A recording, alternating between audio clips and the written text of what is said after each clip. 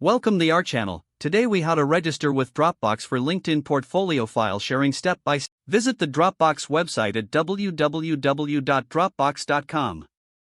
Click on the sign up button located on the home page.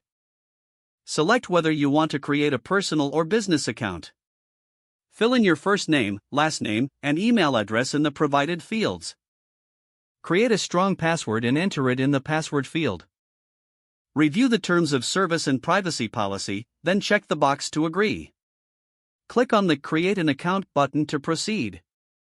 You will receive a confirmation email. Open your email inbox and find the confirmation email from Dropbox. Click on the link in the email to verify your account. Once verified, log into your newfound Dropbox account. Navigate to the Files section on the left sidebar. To upload files for your LinkedIn portfolio, click on the Upload button. Select the files you wish to share from your computer and click Open. Wait for the files to finish uploading. After the upload is complete, hover over the file you want to share. Click on the Share button beside the file name. In the sharing options, select Create a link. Copy the generated link to your clipboard. Open LinkedIn in a new tab and log into your account. Navigate to your profile and click on Edit or Add Profile section.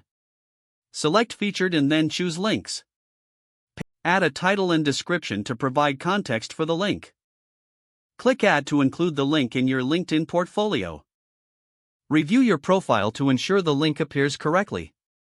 You have successfully registered with Dropbox and linked your portfolio for sharing on LinkedIn. If the page does not load, refresh the browser or try again in a private or incognito window. Make sure you are using the correct email address, then retype it carefully to avoid small typos. If your password is not accepted, use the Reset option and create a new strong password you can remember. Check your spam folder for verification or security emails, then complete any requested confirmation steps. Enable two-factor authentication if available to improve account security and reduce unauthorized access risk. Don't forget to like this video and subscribe to our channel for more step-by-step tech guides.